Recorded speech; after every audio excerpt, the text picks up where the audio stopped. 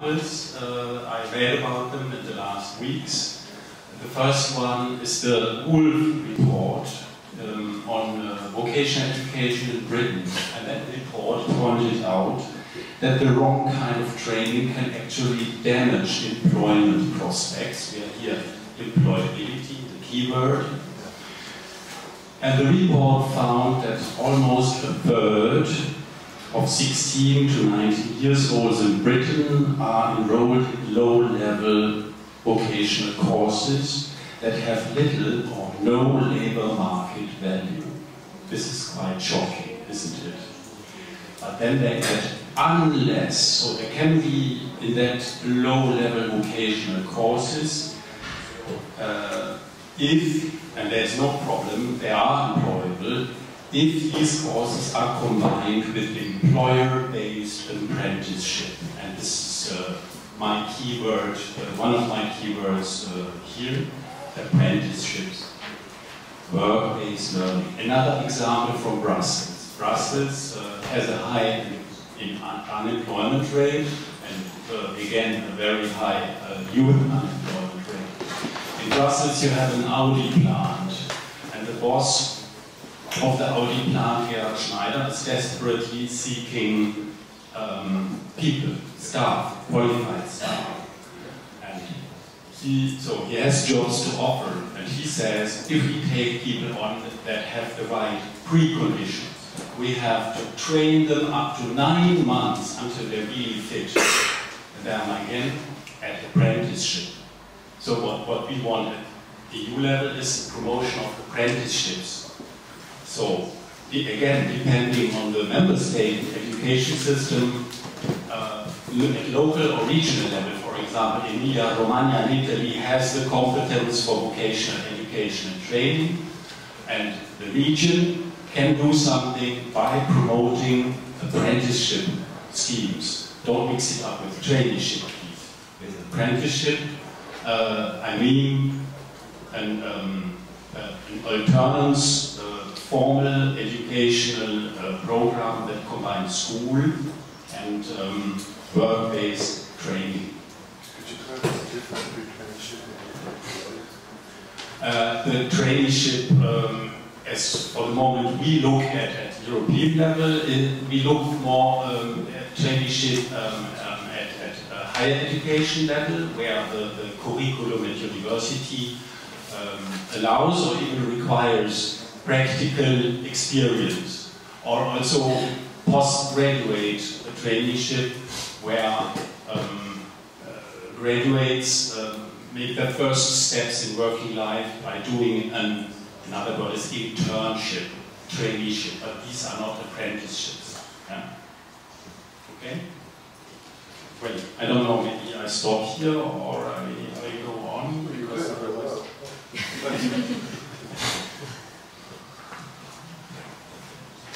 Well, first of all, working in entrepreneurship, we think that in Europe in general, self-employment and entrepreneurship are underestimated. The European citizens in general do not see this enough as an attractive, realistic career option. We are doing a flash year barometer where we ask European citizens every 2 years about their attitudes towards entrepreneurship. And in the last one, which will come out this year compared to 3 years ago, the preference of European citizenship to be self-employed went down from 45% to 37%, probably due to the crisis. In the US it went down from 55% to 51%, but still about 50%. And in China, 3 years ago it was 71%. This doesn't mean that everybody who prefers to be self-employed will tomorrow go run and start a company. But the people who prefer self-employment are probably the pool of future entrepreneurs. And the important thing is that today, in relation to, let's say, 20 years ago, a job in a corporation is not as safe as it was 20 years ago. Therefore, relatively speaking, being self-employed has become less risky or more attractive. This as a general picture, and why I think that entrepreneurship is quite a viable, realistic option, and much more so than 20 or 30 years ago, where if you came into a big corporation, didn't make too many mistakes, you could get through easily to pension. Now I want to continue where my colleagues from EAC started, because entrepreneurship education, as we call it, we do together with EAC completely. Every action we do together. And for us, entrepreneurship education is a complement, a necessary complement to formal education, whether it's vocational or school, high school, because today it's not enough anymore to know. That's good enough, but not good enough in the sense to be employable, because today, even in the public sector, even in corporations, you can't use somebody who comes at 9, goes away at 5, and needs every half an hour your instructions of what to do. So all the things that we mentioned before, creativity, initiative, responsibility, accountability, are important. And they include also some hard skills. You have to know beyond your specialization, whether an engineer or mechanical engineer, whatever. You need to know some basic economic terms. You need to know how to deal with people skills in the broader sense, negotiation skills, management skills, and all those general skills that I've just mentioned, initiative, creativity, and so on. Only then you can be a good employee or a good entrepreneur. And we've done some, we've looked at the impact of entrepreneurship education, and I agree with my colleagues, it should start at the earliest, as for primary school up to university. You should get an adequate entrepreneurship education, adequate in the sense that it corresponds to the age and the knowledge level of the group. But we have looked at secondary school education, where we have a form of entrepreneurship education. Whoever has gone through such a program, out of those people, 20% will found an employment company later in their life. While if you haven't had any form of entrepreneurship education, it's at the best 6%. So it triples, at least triples the rate of people who found companies which we say will at least employ themselves, but probably also somebody else. If you look at entrepreneurship education at university, talk about employability. Out of those who had some form of entrepreneurship education, 78% had a job immediately after graduation. Those without entrepreneurship education, only 59 had a job immediately after graduation. And out of those who did entrepreneurship education, they on average founded a company 0.7 years before graduating, while those without founded a company 2.8 years after graduating. So entrepreneurship education is a very important element to change the attitudes and give the right skill set, or at least the basic skill set for somebody to start thinking about entrepreneurship, but also to get self-confidence, the sense of, I can do it. It's very important. Therefore, for us, entrepreneurship education is very high up there.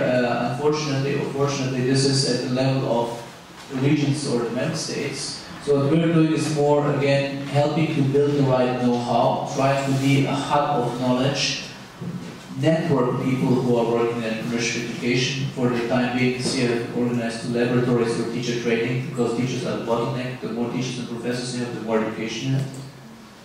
But if you look at our colleagues, especially from DG Employment and Regio, best practices in entrepreneurship education have been financed very often with regional and social funds. And if you do successful education and entrepreneurship, no matter what level, state, regional, local, you always need a triangle. You need the authorities responsible for education, you need the authorities responsible for business promotion, business support, and you need entrepreneurs, business people, business association, who come to the schools, the universities, to the classrooms. If you don't have entrepreneurs coming in, it's going to be teaching about the theory of entrepreneurship. It's not going to be acquisition skills. Once you have people who want to start businesses, you need support. I like the UK examples from before. You have to have a room for somebody where you can rent a shop or a room where you can run your business. And the best cases in Europe are people or support organizations who do not do it just for the starting. It's like in the bank, a relationship manager approach. You help somebody from the first time he or she walks through the door with the business plan, with the concept. You also say very clearly, no, I don't think this is going to work, go home and rework it. And you are with them until they can stand on their feet or decide maybe it's better to close down after a couple of years because it hasn't been the right project. So relationship means you don't only help them at the beginning how to fill out the forms and then you let them go, but to keep them going and to reduce the failure rate or to increase resilience, you have to be with them for a number of years. Somebody from UK mentioned a high failure rate. It's not bad if you have had a good project and if you have learned something from it. We also support second starters, people who have gone through failure, because 50% of all European businesses fail within the first 5 years. It's a natural process. It's okay to fail if you learn from it, and second starters more often are more successful than first starters. However, what we are worried about, where we want to see changes in the member states, is if you have failed, you should get a quick discharge, maximum within a year. The UK is good at that, some other member states less so that you can restart. You shouldn't have a social stigma on it. You should actually get support from the savings organization or special to restart. So if somebody wants to go out, starts, fails, in the US it's not a problem. In Europe it's a problem, and I think it's a question of attitude and of each, even local or regional authority to say, no, we want to help those second starters again. We have concretely launched 3.5 years ago a program called Erasmus for Young Entrepreneurs. Doesn't have anything to do with Erasmus for All, but this is between our cabinets, the DG and DG Enterprise, to solve the problem. If there is a problem in designation. It's Erasmus for Entrepreneurs in the sense that it's a mobility program. Young entrepreneur in the sense of you are young as an entrepreneur. So anyway, anytime between 18 and 68, if you're founding a company for the first time in your life, you can participate in the program. And the key element of the program is that you as a new entrepreneur, you have either founded your company less than 3 years ago or are seriously planning to found a company, you have a business plan. You can go out to another European country and spend 1 to 6 months with an experienced entrepreneur to learn how to found, run and grow a company, avoid difficult problems, and you get to learn another member state's market. So from the start you know 2 markets at least. The host entrepreneur, the experienced entrepreneur will challenge you, will ask you to help him or her test ideas, pilot projects. So they really want somebody who works with them and tries hard to help them advance their business. What they're expecting is obviously new knowledge from somebody who's a new starter and has fresh ideas. We subsidize about 90% of the travel, lodging and subsistence cost of the new entrepreneur, but we want the new entrepreneur to add a little bit of his or her money to show that he or she is serious. It's not much money, so anybody who's an entrepreneur should be able to find those couple of €100. I think that's a fair deal. And we also want to avoid paid holidays, so to pay everything.